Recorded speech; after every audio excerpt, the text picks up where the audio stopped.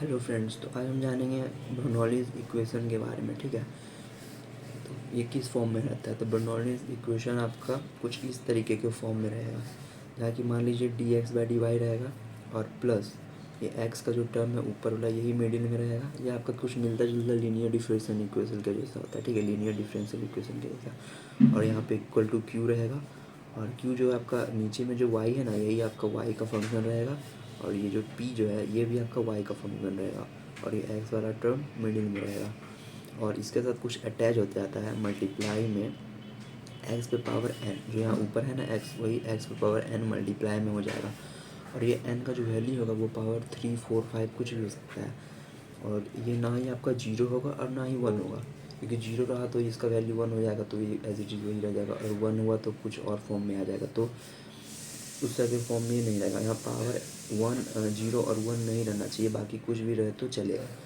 तो इस फॉर्म में अगर आपको कोई इक्वेशन दिख रहा है तो वो आपका बर्नौलीज़ इक्वेशन है। ठीक है, अब इसको सॉल्व कैसे करते हैं। देखो, अगर या तो ये आपका इस फॉर्म में रहेगा, और ये कुछ इस तरह के भी हो सकते हैं। जैसे तो dx/dy है ना, यहाँ पे dy/dx भी रह सकता है, और प्लस अभी ये जो y है, y का टर्म यहाँ आ जाएगा। और ये y की जगह कुछ भी हो सकता है, cos y, sin y। तो ये बता रहे हैं कि ये वाला y का टर्म यहाँ रहना चाहिए। और इक्वल टू एक q रहेगा, जो कि आपका नीचे का जो रहता है ना, वही उसी का फंक्शन रहता है। नीचे x है तो ये x का फंक्शन रहेगा, और यहाँ पे p, नीचे x है तो p भी x का फंक्शन रहेगा। और ये y वाला टर्म यहाँ पे रहेगा, और ये जो ऊपर में जो y है ना, वही आपका यहाँ पे अटैच हो जाता है y पे कुछ n पावर के साथ। तो इसका अपोजिट वाला टर्म है। ठीक है, अगर dx/dy रहा तो कुछ इस फॉर्म में मिलेगा, और dy/dx रहा तो कुछ इस फॉर्म में मिलेगा। अब इसको सॉल्व कैसे करते हैं, इसको जानने से पहले हम सब जानेंगे reduction into linear differential equation. अब ये देखिए मिलता जुलता कुछ लीनियर डिफरेंशियल इक्वेशन के जैसा आ गया, तो हम सब इसको कन्वर्ट कर देते हैं लीनियर डिफरेंशियल इक्वेशन में, और उसके बाद सॉल्व करते हैं। तो लीनियर डिफरेंशियल इक्वेशन आपका किस फॉर्म में रहेगा, वो आपका इस फॉर्म में रहता है, dx/dy रहता है। मतलब यही फॉर्म रहेगा, सिर्फ ये वाला टर्म अलग से ऐड हो जाता है, तो ये आपका चेंज हो जाता है बर्नौलीज़ इक्वेशन में। ठीक है, तो हम लिखते नहीं हैं। और उससे जानने से पहले हम आपको एक चीज़ बताना चाहेंगे कि reduction into linear differential equation, कैसे कोई भी इक्वेशन को रिड्यूस कर सकते हैं लीनियर डिफरेंशियल इक्वेशन में। हाँ, वो रिड्यूस होते हुए दिखेगा तभी कर पाएंगे, ऐसे अगर वो रिड्यूस नहीं हो पा रहा है तो हो सकता है वो कुछ और मेथड से बनेगा। अगर हमको दिख रहा है तो ज़रूर करेंगे। तो आपका इक्वेशन किस फॉर्म में रहना चाहिए, f' रहेगा, और dx/dy रहेगा, प्लस अब यहाँ x है ना, तो यहाँ पे आपका x का रहेगा फंक्शन, और ये आपका p के जगह पे f(y) रहेगा। ठीक है, और ये यहाँ पे y का ही फंक्शन रहेगा और x का ही फंक्शन रहेगा, और इक्वल टू q। और ये y का जो टर्म है, मतलब q जो आपका y का फंक्शन रहेगा, जो नीचे में रहता है वही आपका रहता है। अब यहाँ पे आपका px होना चाहिए ना, मतलब लीनियर में px रहता है ना यहाँ पर, क्योंकि x है तो यहाँ पे x रहेगा, और p साथ में अटैच रहता है। तो ये आपका इसके जगह पे कुछ ये वाला टर्म में आपको लिखना होता है, जो कि मान लीजिए fx है, तो fx को अगर आप z पुट करते हो, मान लीजिए fx, और इसको आप z पुट करते हो, और इसको आप डिफ्रेंशिएट करोगे विथ रिस्पेक्ट टू y के टर्म में क्यों डिफ्रेंशिएट कर रहे बता रहे हैं हमको। देखो, लीनियर में क्या होता है कि यहाँ पे सिर्फ सिंगल टर्म रहता है, क्या रहता है, dx/dy रहता है। तो हमको इसको चेंज करना होता है सिंगल टर्म में। तो चेंज करने के लिए अब यहाँ तो पहले से ये वाला टर्म है ना, तो इसकी जगह हमको कुछ इस फॉर्म में लिखना होता है। तो कैसे लिखेंगे, मान लीजिए ये वाला जो टर्म है fx, इसको हम z पुट करते हैं और इसको डिफ्रेंशिएट करते विद रिस्पेक्ट टू y। तो fx का डिफ्रेंशिएशन क्या हो जाएगा, f' हो जाएगा, और dx/dy हो जाएगा। f' क्यों रहा, क्योंकि इसको दूसरा का टर्म में कर, मान लो यहाँ पे अगर आपको बोल दे p है, और p को आपको बोल देगा कि इसको p² है मान लेते, ठीक है। तो आपको बोल देगा कि इसको डिफ्रेंशिएट करो विथ रिस्पेक्ट टू x। तो आप कैसे करेंगे, पहले 2 को यहाँ मल्टीप्लाई करेंगे तो ये 2p हो जाएगा, फिर फिर आप p का करेंगे तो इसका dp/dx हो जाएगा। तो कुछ इसी तरीक़ा से यहाँ पे किए हैं। तो fx है तो इसका पहले f' हो जाएगा, और फिर x का dx/dy, और dz का तो dz/dy हो जाएगा। अब देखो, अब ये जो इक्वेशन है ना, ये आपको इसमें आपको लिखना पड़ेगा, ठीक है, कि एबव इक्वेशन फर्स्ट बिकम, आपको लिख के बनाएंगे तो ज़्यादा बेहतर रहेगा। ये हम आपको सिर्फ ट्रिक बता रहे हैं कैसे सॉल्व होता है। तो आपका इस फॉर्म में रहा, तो एफ एक्स की जगह आप जेड पुट कर दीजिए इस इक्वेशन में, और ये पूरा के टर्म की जगह, ये पूरा टर्म की जगह d x by d z by d y आ जाएगा। D z by d y लिख दिए, और इक्वल टू यहाँ पे आपका एफ वाई है, तो एफ वाई का टर्म रहेगा ही, और एफ एक्स की जगह आप यहाँ जेड लिख दीजिए इक्वल टू, और क्यू वाई का फंक्शन, मतलब वाई का फंक्शन फिर आपका एज इट इज़ रहेगा। देखो अभी आ गया लीनियर डिफरेंशियल इक्वेशन में आ गया ना, यहाँ ऊपर जेड है तो जेड यहाँ पे आ गया, और ये एफ है, मतलब ये आपका पी है कह सकते हैं। मतलब लीनियर डिफरेंशियल कैसा आता है, d x y d y रहेगा, और इक्वल टू यहाँ पे पी एक्स और इक्वल टू क्यू रहेगा, जो कि एक्स का टर्म मिडिल में रहता है, और वाई क्यू जो होता है वाई का फंक्शन रहेगा, और पी भी आपका वाई का फंक्शन रहेगा। कुछ इसी तरह है, देखो नीचे यहाँ पे पी जो है वाई का फंक्शन है, और क्यू भी वाई का फंक्शन है। तो उसी तरह ये फॉर्म में आ गया ना, सिर्फ यहाँ जेड का वैल्यू आपका ये आ गया, ठीक है, और जेड का टर्म मिडिल में आ गया, और एफ जो है वाई का फंक्शन है, क्यू भी वाई का फंक्शन है। मतलब ये आपका है, कह सकते हैं पी का काम कर रहा है, और ये आपका एक्स का काम कर रहा है, जैसा कि इस इक्वेशन से आप रिलेट करेंगे। तो ये आपका लीनियर डिफरेंशियल इक्वेशन में के टर्म में आ गया। और लीनियर डिफरेंशियल इक्वेशन सॉल्व करने आपका आता ही होगा, हम इसके पिछले वीडियो में बता चुके हैं, अगर आप नहीं देखें तो वो देखिए। ये हो गया, आप इसको रिड्यूस कर देंगे लीनियर डिफरेंशियल इक्वेशन, ये करने आ गया। अब आते हैं इस इक्वेशन पे, बर्नौलीज इक्वेशन को। अब इसको आप कैसे सॉल्व करेंगे, देखो अब इस इक्वेशन को सॉल्व करने के लिए क्या करते हैं, ये जो टर्म जो भी ऐड रहता है ना, पहले तो जो भी इक्वेशन दिया हुआ है उसको हम पहले अरेंज करते हैं इस फॉर्म में। अरेंज करने के बाद जो भी ये वाला टर्म होता है, इस टर्म से हम पूरे इक्वेशन में डिवाइड करते हैं, ठीक है। अगर हम इसको डिवाइड कर देते हैं, वेट, ठीक है, तो पहले उसको हम डिवाइड करते हैं एक्स पे पावर एन से। देखो अगर हम इस इक्वेशन को एक्स पे पावर एन से डिवाइड करेंगे ना, तो कुछ इस तरह का फॉर्म में ही आता है। इस तरह का फॉर्म को फिर रिड्यूस किए हम सब, जाने किस तरह से इसको जेड पुट किए, फिर आपका लीनियर में कन्वर्ट हो जाता है। अब लीनियर में कन्वर्ट होने के बाद आपको पता है कि इसको कैसे सॉल्व किया जाता है। इसका इंटीग्रेटिंग फैक्टर निकालते हैं, फिर एक सॉल्यूशन लाते हैं, इंटीग्रेटिंग फैक्टर को मल्टीप्लाई करके इसी का इक्वेशन से उसको लिखना पड़ता है, multiply by integrating factor in equation this in both side, and then integrating we get the required solution। तो इसमें इंटीग्रेट करके फिर जो सॉल्यूशन है तो उसमें इंटीग्रेटिंग फैक्टर का वैल्यू पुट करके इंटीग्रेट करते हैं, ठीक है। तो सबसे पहले हम इसको इसमें डिवाइड करते हैं, तो एक्स पे पावर एन से डिवाइड करेंगे, तो एक्स पे पावर एन से डिवाइड करेंगे तो ऊपर आके एक्स पे पावर माइनस एन आ जाएगा, और यहाँ पे d x by d y है तो एज इट इज़ रह जाएगा d x by d y, और फिर प्लस यहाँ पे जो पी वाई का टर्म है, तो पी वाई का टर्म मेरा एज इट इज़ रहेगा, पी जो है वाई का फंक्शन है, ठीक है, और यहाँ पे आपका एक्स का टर्म है, तो एक्स डिवाइड बाय एक्स पे पावर एन। अब देखो यहाँ तो पावर 1 है, और इक्वल टू यहाँ क्यू जो है वाई का फंक्शन है, और ये पावर 1 है तो ऊपर आके 1 माइनस एन में चेंज हो जाएगा, तो हम इसको यहाँ से लिखेंगे एक्स पे पावर माइनस एन और d x by d y plus p y आपका एज इट इज़ रहेगा, और एक्स पे पावर 1 माइनस एन हो जाएगा, और इक्वल टू क्यू वाई। देखो ये आपका कुछ इसी तरह का फॉर्म में आ गया, इस तरह का फॉर्म में, जहाँ पे आप इसको जेड पुट करेंगे तो आपका यही फॉर्म आ जाएगा। तो ये कुछ इस तरह का फॉर्म में आ गया। अभी इसको हम सब क्या करेंगे, रिड्यूस करेंगे लीनियर डिफरेंशियल इक्वेशन में, जहाँ पे आपको एक्स वाला टर्म को जेड पुट करना होता है। ध्यान रखना जो यहाँ पे एक्स है ना, वो वाला टर्म आपका मिडिल में रहता है, और यही वाला आपको लीनियर डिफरेंशियल इक्वेशन में, तो इसी को आपको जेड पुट करना होता है। तो आप इसको जैसे ही जेड पुट करेंगे आपको लिखना पड़ेगा पुट इतना इक्वल टू जेड।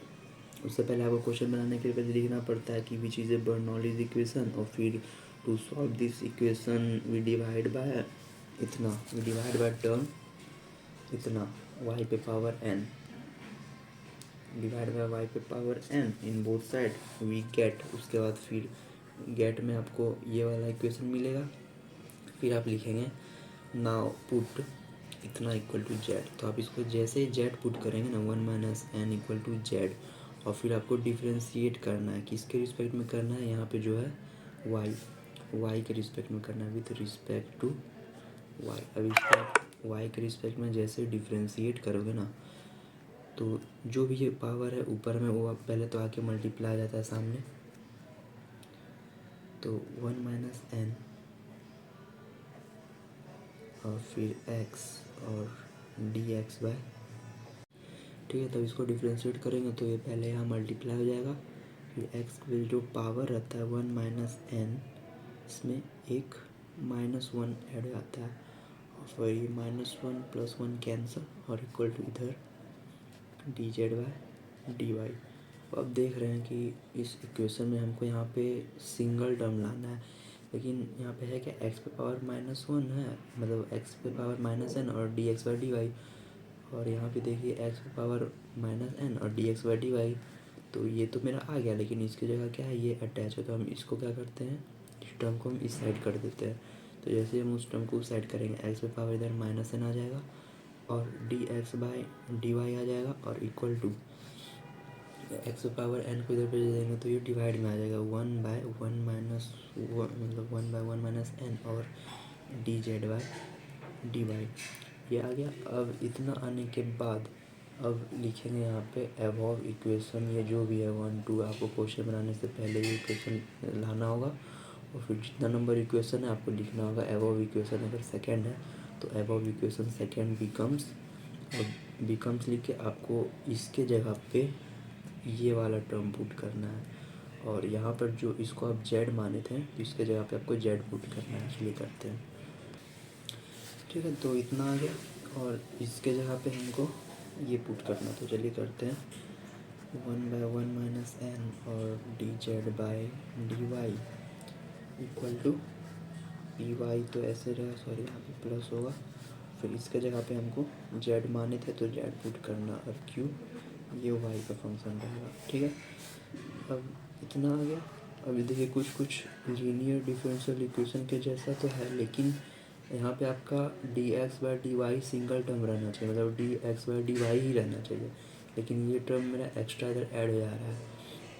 आपको पहले इसको यूनिटी बनाना है, यूनिटी बनाने के लिए हमको (1 माइनस n) से इस इक्वेशन में बोथ साइड मल्टीप्लाई करना होगा, तो लिखेंगे we multiply 1 minus n in both side. तो आप जैसे ही 1 माइनस n से मल्टीप्लाई करेंगे तो ऊपर 1 माइनस n और नीचे ये वाला कैंसिल होके यहाँ पे dx/dy आ जाएगा और प्लस यहाँ पे आपका 1 माइनस n आ जाएगा मल्टीप्लाई होके, और p आपका एज इट इज़ y का टर्म फंक्शन रहेगा और z यहाँ पे रहेगा और q y रहेगा। अच्छा, ये 1 माइनस n है क्या, ये आपका कांस्टेंट है, ये ना ही आपका z का फंक्शन है ना ही y का फंक्शन है, तो जो कांस्टेंट है ना वो आपका z के साथ अटैच हो जाता है, ठीक है, ये आपका z के साथ अटैच हो जाता है, जो कि अब ये आपका फंक्शन आ गया लीनियर डिफरेंशियल इक्वेशन में, जहाँ पर इसके जगह पे आपका रहना चाहिए p z रहना चाहिए ना, क्योंकि यहाँ पे z है तो z का टर्म मिडिल में रहना चाहिए, और यहाँ पे y है तो y का टर्म, y का फंक्शन जो p जो है ये आपका y का फंक्शन रहना चाहिए।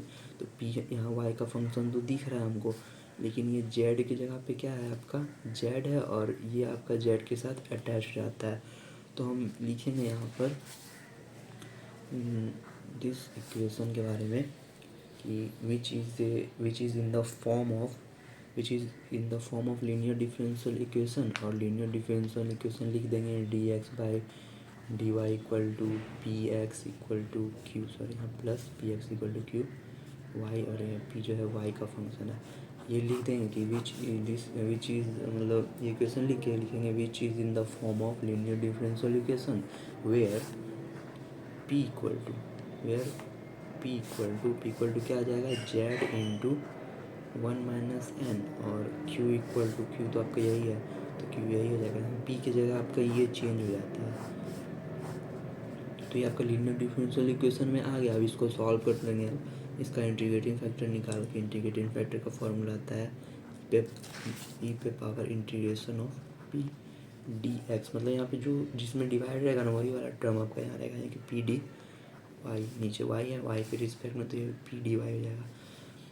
इसको फिर इंटीग्रेटिंग फैक्टर निकाल के फिर आपको सॉल्व कर सकते हैं, ठीक है। चलिए चलते क्वेश्चन पे। तो ठीक है फ्रेंड्स, ये हमारा क्वेश्चन है, इसको करते हैं हम सब करते हैं सॉल्व। तो लिख के आपको हम बता रहे हैं, ठीक है, पूरा डिटेल सॉल्यूशन देंगे। सबसे पहले आपको लिखना है गिवन इक्वेशन, ठीक है,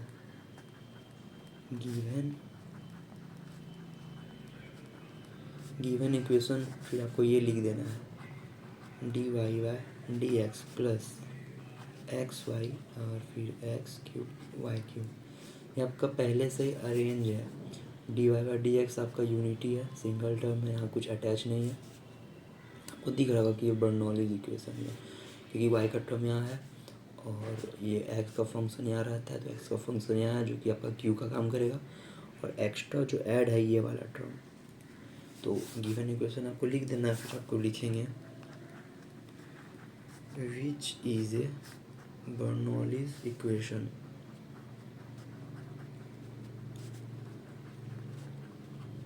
बर्नौलीज इक्वेशन फिर लिखेंगे टू सॉल्व दिस इक्वेशन। आपको जैसे बताया था कि इक्वेशन सॉल्व करने के लिए जो भी आपका एक्स्ट्रा ऐड टर्म रहता है, इसी को आपको डिवाइड करना पड़ता है पूरा होल इक्वेशन, ताकि यहाँ पर आपका ये वाला टर्म वाई का कैंसिल हो जाए। To solve this equation we divide by y cube, जो भी आपका टर्म एक्स्ट्रा ऐड है डिवाइड करेंगे उसी से इन बोथ साइड। फिर वी गेट, तो हमको क्या मिलेगा, इसको जैसे डिवाइड करेंगे तो y का पावर -3 तो ऊपर जाके, मतलब y का पावर नीचे 3 रहेगा तो ऊपर जाके -3 आ जाएगा। और फिर यहाँ पे आपका एज इट इज़ रहेगा d y by d x है, ठीक है, और फिर प्लस, अच्छा यहाँ तो x रहेगा और y बाय वाई क्यूब, तो एक y से एक y कैंसिल होकर नीचे y स्क्वायर आ जाएगा, और इक्वल टू यहाँ पे एक्स क्यूब का टर्म आ गया, ठीक है। अब इसके बाद क्या करना है, देखो ऊपर वाला टर्म जो था इसको आपको इक्वेशन 1 मान लेना है। अब डिवाइड करने के बाद जो आया इसको इक्वेशन 2 मान लेना है। अब क्या करते थे, अब ये जो y का जो टर्म है ना यहाँ पे, इसी को हम सब जेड पुट करते थे, इसको जेड पुट करते थे y का टर्म को। तो हम यहाँ लिखेंगे एंड वी पुट, यहाँ पे क्या है वाई स्क्वायर ऊपर जाके -2 हो जाएगा equal to z, put equal to इतना एंड वी पुट इतना, और फिर साथ में इसको डिफ्रेंशिएट भी कर देंगे, डिफ्रेंशिएट तो रिस्पेक्ट टू इसके में रिस्पेक्ट में एक्स के रिस्पेक्ट में, तो यहाँ पे एक्स के रिस्पेक्ट में हम इसको डिफ्रेंशिएट कर देंगे। तो क्या आएगा, तो डिफरेंस जैसे करेंगे तो -2 यहाँ के पहले मल्टीप्लाई होगा, फिर y और फिर -2 और -1 equal to d z by d x, ठीक है, कितना आ गया, यहाँ लिख देते नीचे। अब देखो हमको यहाँ पे क्या है, y पे पावर -3 है, हमको दिख रहा है y पे पावर -3 तो आ गया। अच्छा यहाँ पे एक टर्म भूल गया, d y by d x भी होगा, d y by d x आ गया, एक्स के रिस्पेक्ट में कर रहे तो y का भी होगा फिर अलग से। अब ये वाला टर्म तो हमको यहाँ दिख रहा है, यानी कि इसकी जगह हम ये पुट कर सकते हैं, लेकिन यहाँ पे -2 है, तो -2 हटाने के लिए -2 को उधर भेज देंगे, तो y पे पावर -3 आ जाएगा, और d y by d x equal to -2 को उधर भेजेंगे तो डिवाइड में चला जाएगा, यानी कि -1/2 आ जाएगा, और d z by d x आ जाएगा, ठीक है। यहाँ पे ये 2 है और ये डी जेड है। अब उसके बाद हमको ये वाला वैल्यू उठा के हमको इस इक्वेशन में पुट करना है, इक्वेशन नंबर 2 में। तो हमको लिखना होगा उसके लिए, क्या लिखेंगे, above equation becomes, above equation कितना नंबर था, 2 नंबर इक्वेशन becomes। अब 2 नंबर इक्वेशन क्या हो गया, इसके जगह पे हम सब ये पुट किए, तो ये हमको लिखना पड़ेगा पहले -1/2 d z by d x, तो -1/2 dz/dx और फिर प्लस x का टर्म था और यहाँ पे y के पावर -2 था ना, उसी को ना z माने थे, तो यहाँ पे इंटू z हो जाएगा और इक्वल टू लास्ट में क्या था, लास्ट में x का क्यूब का टर्म था, तो x का क्यूब का टर्म लिख देंगे। ये हो गया। अब ये हमारा कुछ लीनियर डिफरेंशियल इक्वेशन के जैसा, लेकिन हमको क्या पता है कि यहाँ पे आपका ये वाला टर्म यूनिटी रहना चाहिए, मतलब हमको -1/2 को यहाँ से हटाना होगा। तो हम क्या करेंगे, यहाँ पे मल्टीप्लाई करेंगे, मल्टीप्लाई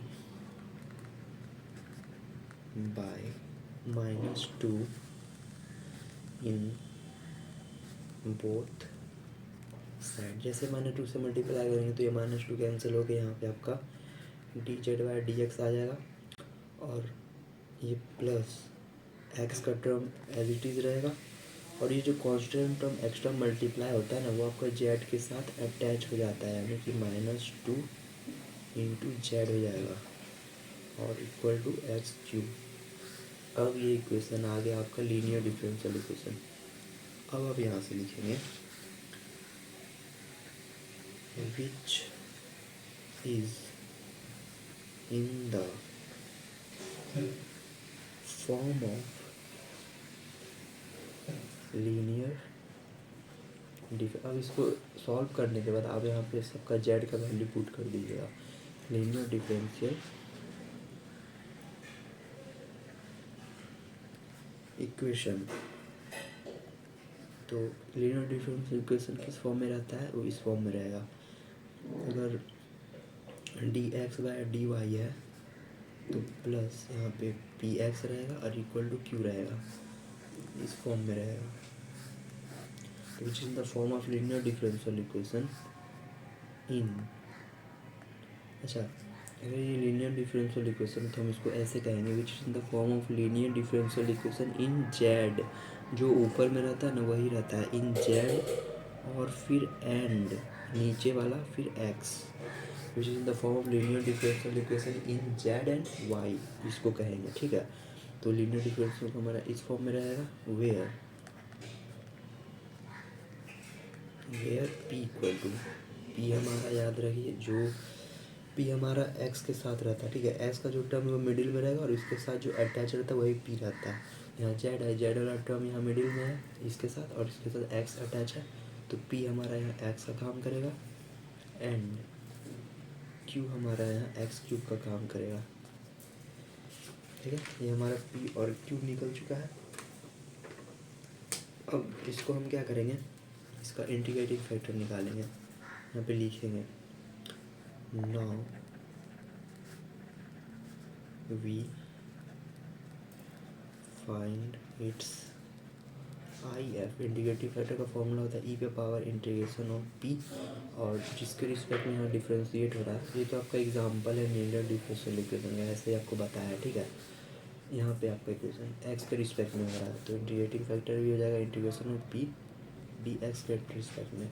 यहाँ पे पी का वैल्यू कितना है, एक्स है। ठीक है, तो हम इसका पी का वैल्यू पुट करेंगे integration of x d x, और integration of x d x क्या होता है, ई पे पावर x²/2। ये आपके निकल के आ गया इंटीग्रेटिंग फैक्टर। ठीक है, लेकिन एक सेकेंड आपको अगर बता दें, वेट, तो फ्रेंड्स हम यहाँ पे कुछ मिस्टेक कर दिए हैं। तो मिस्टेक हम ये किए हैं कि ये f का टर्म यहाँ मिडिल में रहेगा और जो बाकी का टर्म रहेगा वो आपका p का वैल्यू हो जाएगा। तो z है ना, तो z का टर्म यहाँ आपका मिडिल में रहेगा और बाकी ये वाला जो टर्म है ये आपका p का वैल्यू हो जाएगा। ठीक है, कंफ्यूज नहीं होना है, z का टर्म मिडिल में रहेगा और ये आपका p का काम करेगा। तो वेयर p इक्वल टू यहाँ पे -2x होगा और यहाँ भी -2x, तो कांस्टेंट है तो -2x हम यहाँ बाहर निकाल देंगे और x का इंटीग्रेशन x²/2 और यहाँ मल्टीप्लाई बाय -2, तो 2 से 2 कैंसिल और ये निकल के आ जाएगा ई पे पावर -x²। ये आपका इंटीग्रेटिंग फैक्टर निकल के आ गया। अब इसके बाद हम क्या करते हैं, इसके बाद एक स्टेटमेंट लिखते हैं। हम लिखेंगे we multiply by this I F in both side of linear differential equation जो है ना उसी में मल्टीप्लाई करेंगे। इक्वेशन सेकेंड माने थे ना यहाँ पे, अब इसको हम इक्वेशन थर्ड मानते हैं, ठीक है।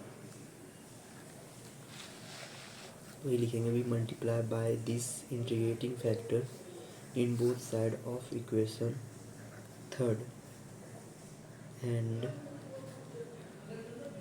Then integrating we get the required solution।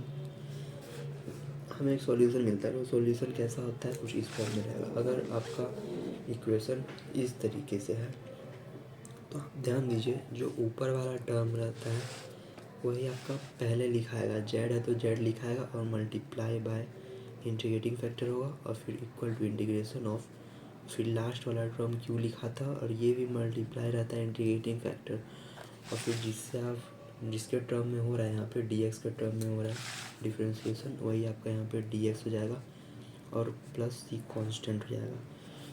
अब ये इक्वेशन आता है आपको जब आप इंटीग्रेटिंग फैक्टर को लीनियर डिफरेंशियल इक्वेशन जो रहता है उससे मल्टीप्लाई करेंगे और सॉल्व करेंगे। तो अब ये आने के बाद अब इसमें इंटीग्रेटिंग फैक्टर का वैल्यू पुट कर देते हैं और जेड का वैल्यू पुट करेंगे। जेड का वैल्यू जो हम पिछले वाले टर्म में माने थे यहाँ पे z equal to y power -2 माने थे ना, वही आपका यहाँ पे पुट करना है, y equal to -2। Integrating factor का वैल्यू जो आया है यहाँ पे ई पे power -x² equal to integration of. तो फ्रेंड्स एक जगह और मिस्टेक है, ठीक है। हम यहाँ पे जब -2 से मल्टीप्लाई किए बोथ साइड तो ये हम करने ही भूल गए। ये सब चीज़ आपको ध्यान रखना है। यहाँ पे -2 से मल्टीप्लाई होगा तो आपका क्यू का वैल्यू चेंज होगा, -2x³ आ जाएगा।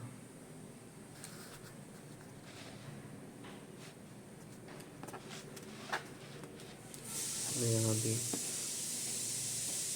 क्यू का वैल्यू में -2 आ जाएगा। तो अब इसको सॉल्व करते हैं। तो हमारा कुछ इस तरह का इक्वेशन आ गया, ठीक है। अब इसको सॉल्व कैसे करेंगे, देखिए अगर हम यहाँ पे -x², अगर हम इसको t मानते हैं, हम पुट कर दें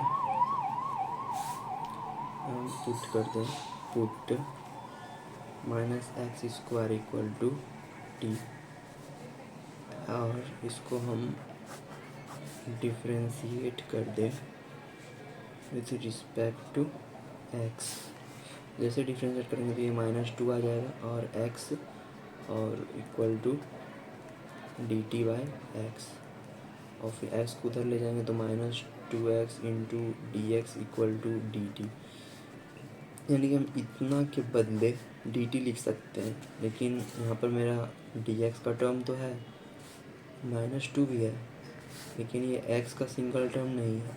तो हम यहाँ से x³ की जगह एक x उठा के हम x बाहर लिख सकते हैं ना, और x² तो हम इसको t माने ही थे, तो x² का वैल्यू -t हो जाएगा।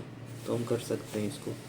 तो फिर हम इसको जैसे करेंगे x equal to -2 into e पे पावर -x² हो जाएगा और इक्वल टू इंटीग्रेशन ऑफ, यहाँ पे हम -2x और फिर को पहले हम यहाँ पे हम x² लिखते हैं और इंटू ई पे पावर ये वाला टर्म को हम t माने थे तो ई पे पावर t हो जाएगा और फिर इंटू सॉरी यहाँ पे हम x² लिखते हैं, ठीक है, क्योंकि हम x का टर्म हम यहाँ निकाल के दे रहे हैं। तो -2 को हम इधर लिख दे रहे हैं और एक x का टर्म हम यहाँ लिख दिए, क्योंकि इसको मल्टीप्लाई करेंगे तो वही आएगा, और फिर dx का टर्म तो यहाँ रहेगा ही, और प्लस तो हम इसके जगह हम dt लिख सकते हैं। तो हम यहाँ लिखेंगे इंटीग्रेशन ऑफ, और x² का वैल्यू फाइंड करना होगा तो हम माइनस को इधर भेज देंगे तो माइनस टी हो जाएगा, तो माइनस टी हो जाएगा एक्स स्क्वायर का वैल्यू और इंटू ई पे पावर टी, और फिर इसके जगह हम डी टी पुट कर सकते हैं प्लस सी। अब ये हमारा कुछ इस फॉर्म में आ गया, minus Y square into e पे पावर माइनस एक्स स्क्वायर। अब बोलोगे कि यहाँ हम टी क्यों नहीं पुट किए, तो ये अलग टर्म है, हमको इंटीग्रेशन इसका करना है तो हमको इसी में करना होगा जो करना होगा, ठीक है। तो हम जैसे ही यहाँ पे अभी हमारा कुछ भी into E integration by part के फॉर्म में आ गया, तो हम इसको उस तरह से तोड़ेंगे, इंटू ई पे power minus x square equal to minus को हम बाहर निकालेंगे और integration of t into e पे power t d t plus c. देखो इस टर्म का इंटीग्रेशन आपको नहीं पता है तो इसका इंटीग्रेशन बाय पार्ट से निकालेंगे, तो इसका इंटीग्रेशन क्या होता है, इसका इंटीग्रेशन हो जाएगा T minus one into e पे पावर टी प्लस सी, यही होता है इसका इंटीग्रेशन। इंटीग्रेशन बाय पार्ट का फॉर्मूला से निकालेंगे, फॉर्मूला आपको हम बता दे रहे हैं। फॉर्मूला कुछ इस तरीके से होता है, अगर आपको इंटीग्रेशन करना है भी मतलब u इंटू भी का और डी एक्स रहे, तो आप पहले u को एज इट इज़ रखेंगे और इंटीग्रेशन होता है भी का डी एक्स के रिस्पेक्ट में, और फिर बीच में माइनस का साइन लगेगा और एक बड़ा सा इंटीग्रेशन होगा, जो कि पहले आपका यहाँ पे डिफरेंशिएशन होता है भी का, मतलब जो पहले रखे थे ना u, तो u का आपका होगा डिफरेंशिएशन x के टर्म में, और फिर मल्टीप्लाई होगा भी का यही वाला टर्म इंटीग्रेशन ऑफ भी डी एक्स, इंटीग्रेशन करके इसके साथ मल्टीप्लाई कर देंगे और ये होल टर्म का इंटीग्रेशन होगा। तो ये आपका फॉर्मूला है इंटीग्रेशन बाय पार्ट का। आप इस फॉर्मूला पे आप इसको पुट कर लीजिएगा। देखो ये अगर ऐसा भी होगा ना कि आप कैसे पता करेंगे कि इसको यू माने या इसको भी माने, तो इसका फॉर्मूला होता है I L A T, I let करके, जहाँ पे आई का मतलब होता है इन्वर्स, जैसे कि साइन इन्वर्स हो गया, कॉस इन्वर्स हो गया, और एल का मतलब होता है लॉगरिथमिक, जैसे कि लॉग एक्स, यानी कि जो पहले आपका आएगा ना उसको आपको यू मानना है और जो लास्ट में आएगा उसको आपको भी मानना है। तो हम यहाँ देख रहे हैं ई पे पावर टी एक्स, और यहाँ पे ई का मतलब होता है एक्सपोनेंशियल, इसका मतलब होता है इन्वर्स, एल का मतलब लॉगरिथमिक, और ए का मतलब एलजेब्रा। एलजेब्रा जैसे कि एक्स हो गया कोई कांस्टेंट टर्म, मतलब कोई ये क्या कहता है वेरिएबल टर्म, और ये टी हो गया, टी का मतलब ट्रिग्नोमेट्री, जैसे कि साइन हो गया, sine x cos y tan x, ये हो गया, और ई का मतलब एक्सपोनेंशियल, तो जो लास्ट में आता है उसको आपको भी मानना है, यानी कि एक्सपोनेंशियल दिख रहा है हमको ई पे पावर टी है, तो आप इसको भी मानिएगा, इसको यू मानिएगा, तो आपका ये वाला आ जाएगा। तो हम डायरेक्ट लिख दे रहे हैं, ठीक है।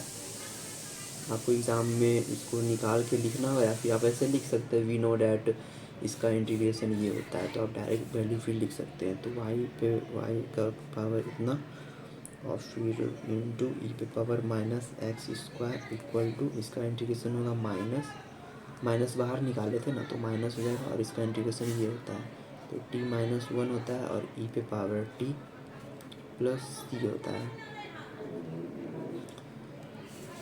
यहाँ टी का वैल्यू पुट कर दीजिए आप, वाई स्क्वायर इक्वल टू इतना इंटू ई पे power minus x square equal to minus t, हम क्या माने थे, टी हम ये माने थे माइनस एक्स स्क्वायर, तो ये हो जाएगा minus of x square minus one. देखो आंसर तो आ चुका है, इसको आपको शॉर्ट फॉर्म में लिखना है, तो ये हो गया, और ई पे power minus x square plus, अब देखिए हम यहाँ भी ये टर्म है यहाँ भी टर्म है, तो हम इसको शॉर्ट करने के लिए हम ये वाला टर्म से डिवाइड कर देते हैं। तो आप लिखिएगा डिवाइड बाय इतना इन बोथ साइड, तो ये कुछ इस तरीके से आ जाएगा, वाई पे power minus two equal to, ये टर्म कैंसिल हो गया और यहाँ भी ये टर्म कैंसिल हो गया, और माइनस अंदर भेजेंगे तो ये हो जाएगा एक्स स्क्वायर प्लस वन, और प्लस ये पूरा टर्म में हम इससे डिवाइड करेंगे तो ये कैंसिल हो गया, तो इसे ये वाला टर्म बचेगा, और सी में भी डिवाइड करेंगे तो सी इंटू ई पे पावर माइनस नीचे रहेगा ना तो ऊपर जाके फिर प्लस हो जाएगा, तो ई पे पावर एक्स स्क्वायर बन जाएगा। एक्स स्क्वायर होने के बाद ये आपका आ गया आंसर, ठीक है। आप चाहे तो ये होल टर्म को आप इधर लिख सकते हैं या फिर ये आपका आंसर हो गया। तो आप इस तरीके से बर्नौलीज इक्वेशन को सॉल्व कर सकते हैं। Okay, thank you, bye.